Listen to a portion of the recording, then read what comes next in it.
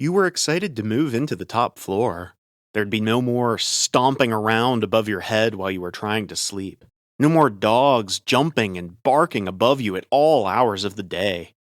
For the first time since you'd moved out on your own, there'd be no one upstairs. Nothing but silence. And you loved it. That is, until about a week in, when scratching and breathing above your head woke you up in the middle of the night. You opened your eyes, expecting to find some horrible creature or specter about to pounce on you. But your room was empty. When your eyes adjusted to the gray, dark light, you realized that the sounds were coming from your ceiling vent. Over the next week, it wakes you up at least once a night, running around, pawing at the vents, and occasionally wandering into the walls, looking for a way in. You feel like you could let it not bother you if it weren't for one thing. The access panel to the attic was right above your bed. Anytime you heard it scuffling around, you worried that if you let yourself fall back asleep, you'd wake up to it on top of you. It made you miss the days when your upstairs neighbors were just people and not, well, whatever the creature was. Sometimes its footsteps sounded almost human, but the clawing and very rare chirping doused those fears. But still, you couldn't pin its noises to any animal you recognized. One night, during a particularly bad storm, you listened to the creature run and thrash and claw around for hours as you toss and turn. Every time the thunder hits, it gets more and more agitated, and you wait for it to finally break through your ceiling or tear through your walls. When it starts really clawing right at the access panel, you mentally prepare yourself for rabies vaccines and tetanus shots. But you're too sleepy to bother getting out of bed to grab the baseball bat you keep by the door.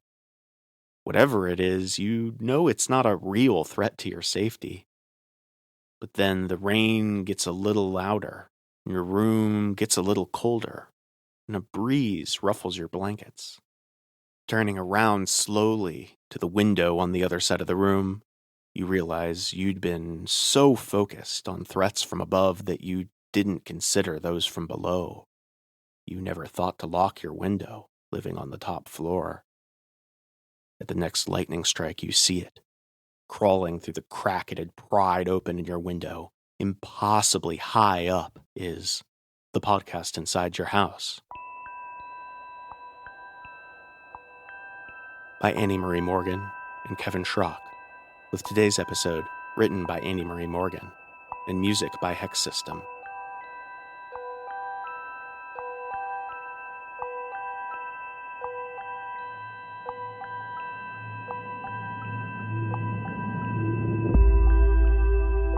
Season 2, Episode 16. Hell is real, and the entrance is in Ohio.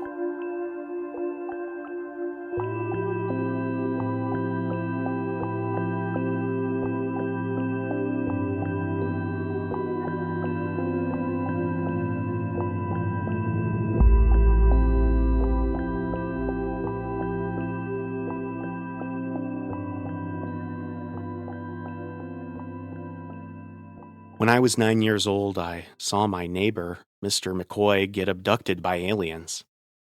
Deep in the country, our houses were the only ones within eyesight of each other, so I was the lone witness. I ponder that sometimes, the astronomical odds of seeing what I saw, of looking out the window when I did. I'd woken up because of a nightmare, though now I don't remember exactly what it was about. Only that it had terrified me. But when I saw the flashing lights outside my window, dancing in pale green and orange, I immediately felt safe. Mr. McCoy's granddaughter visited often, especially in the summers, and we always made a game of sending each other messages by shining flashlights at each other's windows. I thought it was her at first, but when I woke up enough to drag myself to the window, I saw the lights were coming not from the window, but from behind the house. I watched Mr. McCoy open his front door and step out, as if in a trance. He made his way straight through his treasured hydrangea bushes, stomping carelessly. As he stepped out of the shadows towards whatever awaited him in the light, I felt a sense of dread. The lights shut off, and I saw something big rise above his house before vanishing into the sky. Now, on its own, this realization that the supernatural existed just didn't affect me too much. That night, I accepted that there were things out there that we didn't understand, and that was that. Just like anyone who's ever lived in a haunted house or seen an impossible creature lurking in the woods. What did affect me, though, was what happened to Mr. McCoy when the aliens brought him back the next day. Mr. McCoy told everyone about the aliens and what they'd done to him, and I told everyone about what I'd seen. But I was a child, and he was a grown man. While people entertained me, they got tired of his story very quickly. He ended up selling the house that he'd lived in for the last 40 years because he couldn't bear to live where the abduction had happened. He bought a cheap mobile home on the edge of town. He spent all of his time watching the night sky and went on fringe talk shows in a desperate attempt to tell people the truth about what he knew. It destroyed his life. He died just a few short years later, all the stress and loneliness hastening his demise. As I grew up, I carried both of those experiences with me, seeing the supernatural, but also seeing what it could do to let that knowledge consume you. The supernatural became something I looked into quietly and strictly leisurely because of that. When I was bored at home with nothing to do on rainy or snowy afternoons, I'd turn to the internet or to my books and I'd look for answers. I'd never been good enough at school to want to go into academia for a job, but the note-taking, the research, and the study, these were all things I enjoyed. As I became an adult and picked one of those boring but stable jobs, I pursued my faux academic studies more and more in my spare time.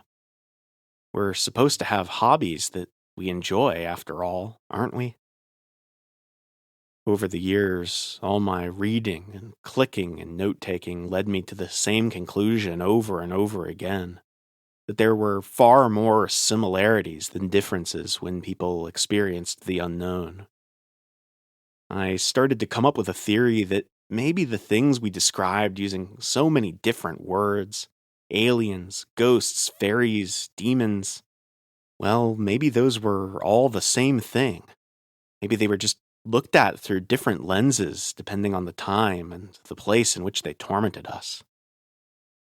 I wasn't the first to come up with this idea, far from it, but on slow days at work and on dark nights venturing to haunted and strange places, I often fantasized that I alone would be the person to prove this idea, that I had some great destiny waiting for me. The pursuit of the unknown is far from a lonely thing, and I had many different companions on my quest for knowledge. The first was a group of ghost hunters that lived about an hour south of me, in a town smaller than my home city, but with its local history better preserved.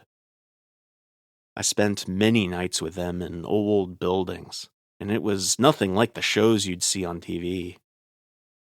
They were a group of people who all shared a sense of calm and patience that I never quite achieved. They could sit in the dark for hours and catalog every sound methodically and carefully. There was no yelling at every small creak of a floorboard, no taunting the ghosts. They were searching for something real. Although I often found myself feeling uneasy on those adventures, I never actually saw or heard anything that felt otherworldly with them, and I was left to look elsewhere. I occasionally went on trips with urban explorers, a group who were especially cavalier about meeting strangers on the internet. but they were looking for something different than me. They wanted thrills and danger based very much in this world. The people who were most enthusiastic in their pursuit of the paranormal were usually those that believed in aliens. With them, I'd often find the same conspiratorial obsession that I'd seen in Mr. McCoy. I think maybe that was because so many of them had personally seen and experienced things themselves. Having so many hobbies where you hang out with strangers from the internet can desensitize you to the danger, and I often found myself going on adventures just on a whim. I'd given away the city that I lived in some niche forum about alien abductions coinciding with celestial events, and someone messaged me to tell me that something wondrous was going to be happening near me. The stranger wanted to know if I wanted to check it out. By pure chance, the event was at a place I'd been to before. It was an old observatory, one of the more beginner-friendly urbex places in my part of the state. We chatted only briefly. The stranger told me his real name was Micah, and I gave him mine, Sam. And with that, I felt a bit more at ease, and we solidified our plans to meet up. He said that we were going to see a star cluster that was going to be more visible than normal that night. Apparently, it was one of, if not the oldest clusters we'd ever discovered. The old observatory was in a city, so I asked him about the light pollution, and Micah said that the city lights wouldn't totally block out the cluster. Even though it would be better to stargaze outside the city, the stars were not the main point of our adventure. He wanted to test out some theories he had about memory and intention affecting the likelihood of seeing something strange. Micah said that he thought that if we went somewhere to admire the stars where countless people had been before doing the same thing, he hoped it might increase our chances of having some kind of otherworldly experience. We both got there an hour or so before sunset so that we could see the place during the day and chat a bit to see if either of us was secretly a murderer. The observatory was the kind of abandoned building where you could just park outside and stroll on in. And as we walked up, an old woman yelled at us to be careful and get some good pictures. And we told her that we would. The front door had been boarded up on my first visit, and I'd had to sneak around the back. But this time it was wide open, inviting us in. The front of the building was completely covered in vines, and as we walked through the entrance, some of them brushed across the tops of our heads. As we explored around, Micah told me all about stars and planets. The sciencey stuff went over my head a bit, but I was eager to learn. We took the stairs up to one of the domes first, excited to scope out where we might be watching the stars.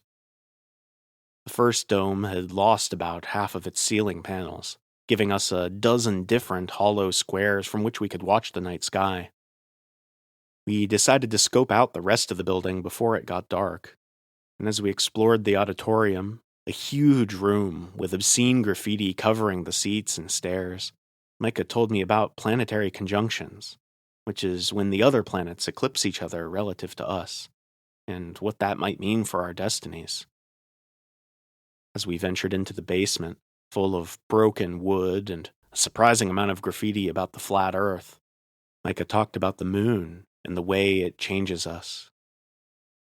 When we walked the lower levels, a series of small rooms and hallways, it was my turn to speculate. I told Micah about my theory that some of the entities that plague us, the things that have abducted or tormented people throughout human history, that maybe those were all the same things. As we wound back through the hallways and rooms, looking for the stairs to get us to the second dome, we both talked about the strange feeling you get when you feel like you're about to uncover something, like the universe is telling you that you're right where you need to be. We both felt it that night. When we reached the second dome, we decided right away that it would be the better place to watch the star cluster. More of the dome panels were intact, which made the original slice cut out for viewing feel more intentional. It also had more of an eerie feeling to it, and when we walked in, we both noticed the temperature drop.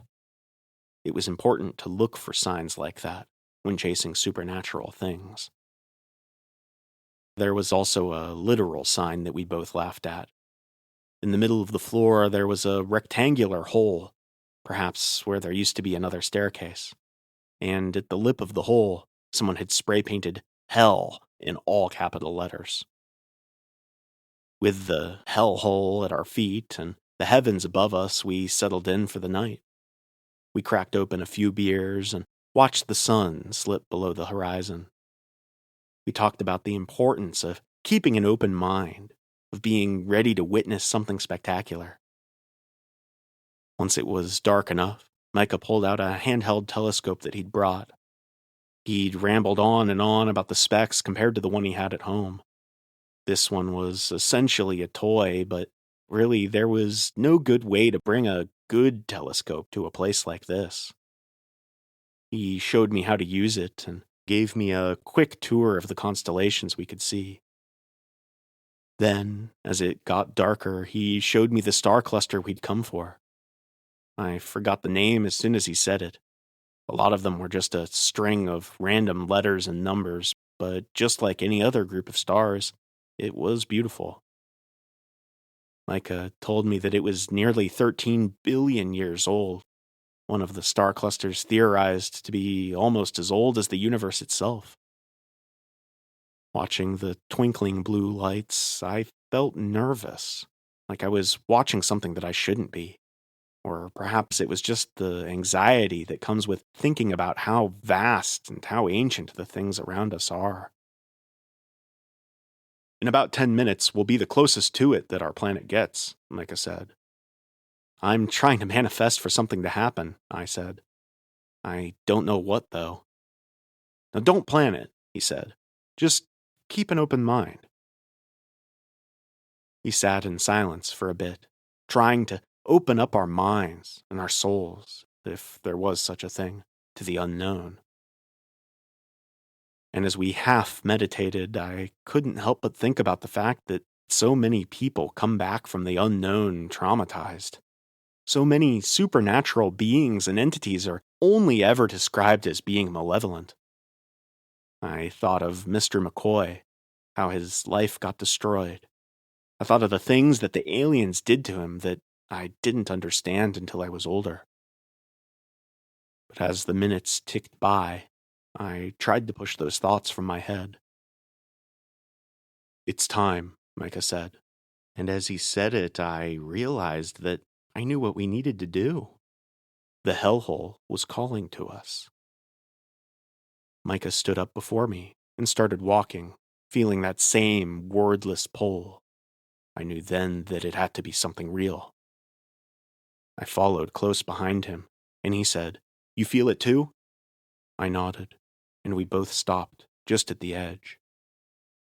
We'd brought red lights so as not to spoil our night vision, and we both shone them down into the hole. It was just debris on the floor below us, but in the red light it looked otherworldly, hellish. I wanted to step off the ledge, but barely managed to stop myself. It was like I'd been gifted with the revelation that there were wonders below us, that the answers we were seeking would welcome us with open arms if we'd only just jump in. It was like the hole was reaching into my mind and telling me that the sense of importance, that the mission that I'd been seeking my whole life, it was all waiting for me, just below my feet. "Sam, we shouldn't go in there," Micah said, grabbing my arm. I only just realized how sharply I was leaning when he righted me. I want to know," I said, shaking him off. I made up my mind. I'd come this far looking for answers, and I was going to at least take a look. Before Micah could stop me, I laid on my stomach and poked my head down through the entrance to the hellhole. But as soon as I did, the trance broke. I was just looking at the old observatory. Micah reached down and yanked me up, dipping his right arm below the border of the hellhole. Jesus, Sam, snap out of it, he yelled. And I did. But I couldn't help but feel that something had changed inside of me. I didn't know if that was good or bad. The night was spoiled after that, and we left. We stayed in contact over on the forum we'd met on and discussed what we thought we'd experienced. But the conversation fizzled. That is, until about a month later. Micah had messaged me about a meteor shower, and though I declined meeting up for it, I told him I'd try to step outside that night and take a look. When the day came, though, it was cloudy, and I was exhausted from a project at work, so I decided to just get some sleep. But instead of sleep, something else found me that night. I had strange dreams of a desolate, rocky place. The air smelled of sulfur, and above my head a violent storm raged in the purple and orange clouds. I was alone there, and I felt the heat vividly as I watched the clouds flash. The thunder was different than ours, as if it was 100 times louder, but also infinitely higher in the endless sky. I woke up with the worst headache I'd ever had in my life, as well as several missed messages from Micah. The first complained of pain in his right arm, which eventually devolved into jokes about how he must have been cursed at the observatory, which then turned into actual scared pleas that something might be wrong. The last message read simply, "I'm going to the hospital." I called him when I got off work, but by then he was home. The pain had passed, and he was feeling silly for dumping several $100s for an ER visit when they couldn't even figure out what was wrong. We laughed about it, and I didn't tell him about my dream. We made vague plans to meet up again soon, but he lived 3 states over, so the plans might have stayed indefinitely vague if not for what happened next.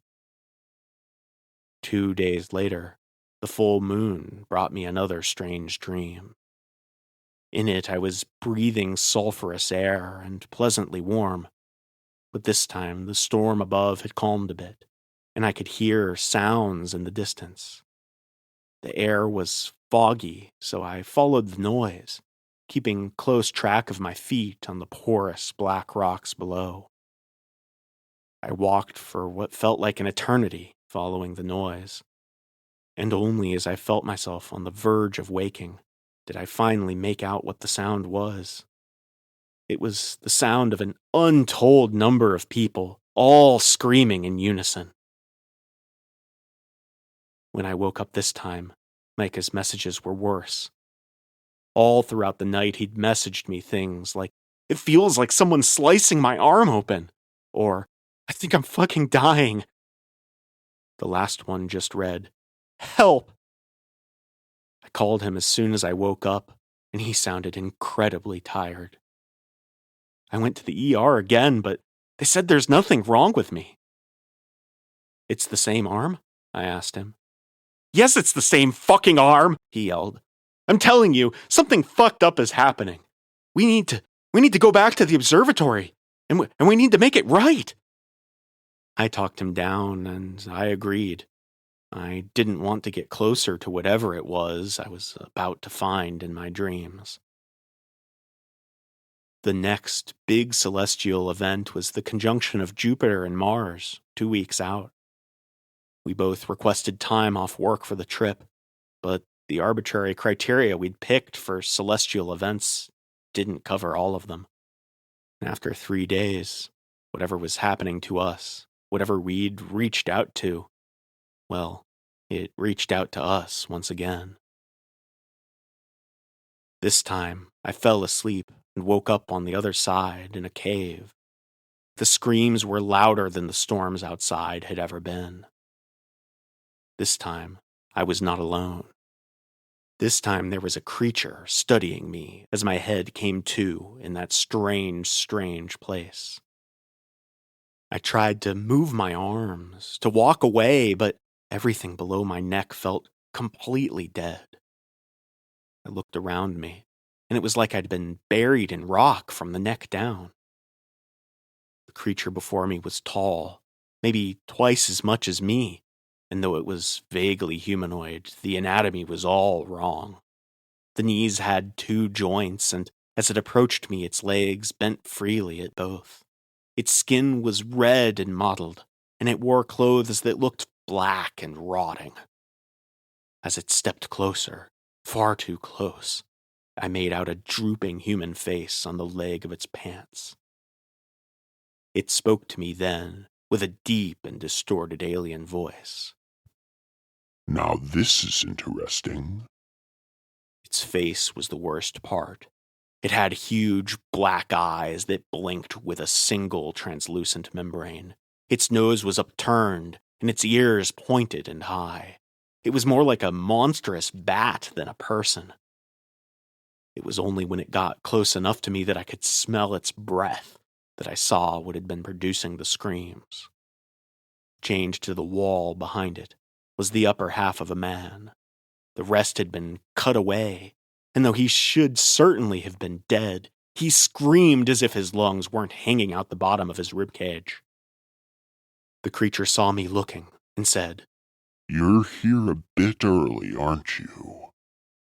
Then I woke up in my bed, but I knew it was only a temporary reprieve.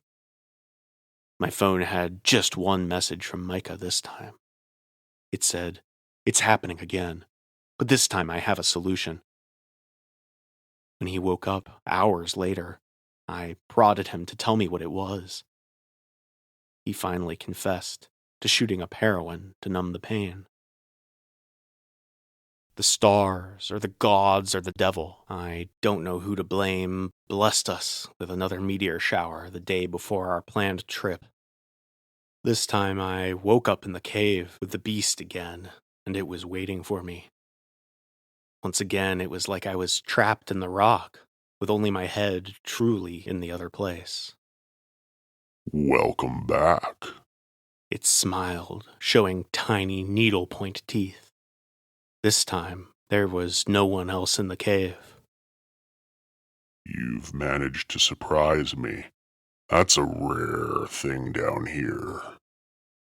It sat on a nearby rock and said, "It's been a long time since I've heard a good story.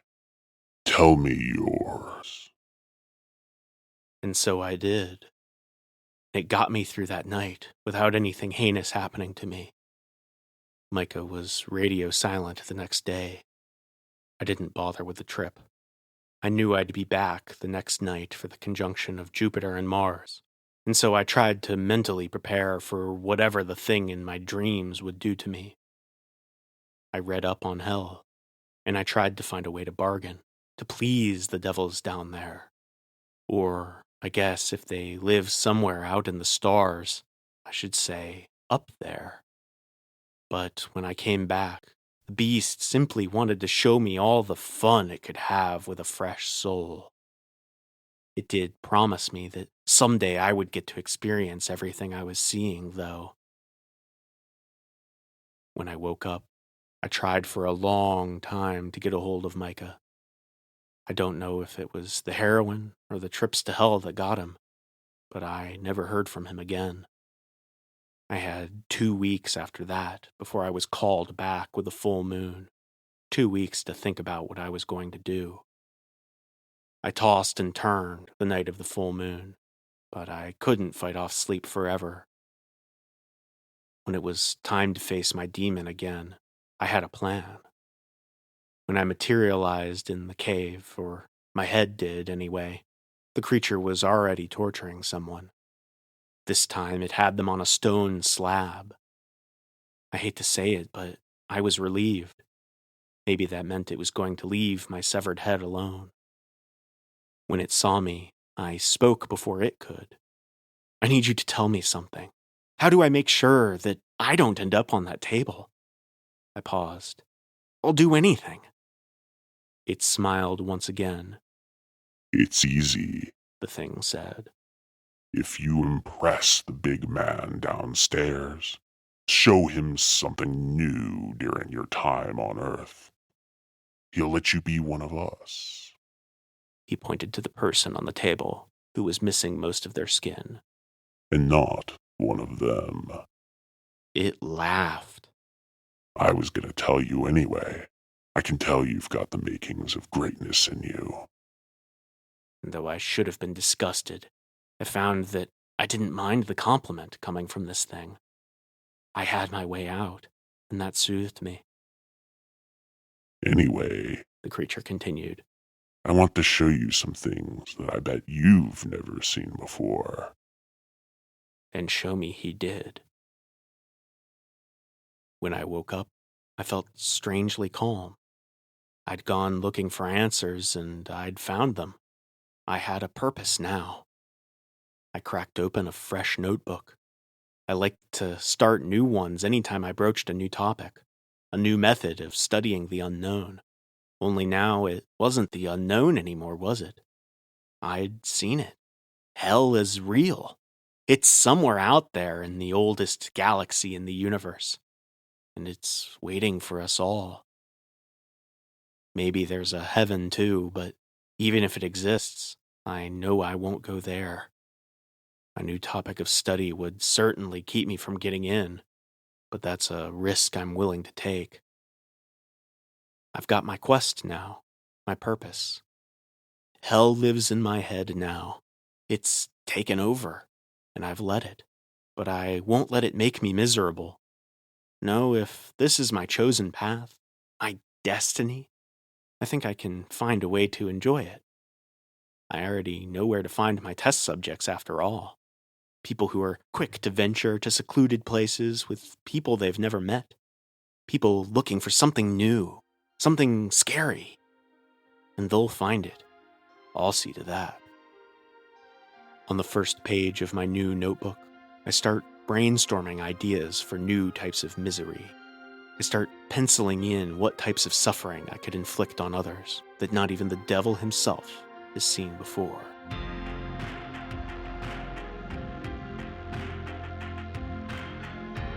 Thank you for tuning in to this episode of The Podcast Inside Your House. To hear every tale of terror as they're released, subscribe to our show on your podcast app or on YouTube, or follow us on Facebook or Blue Sky. And until next time, remember that the road to hell can be paved with many different things. Good intentions, adverbs, or sometimes even college football and cornfields.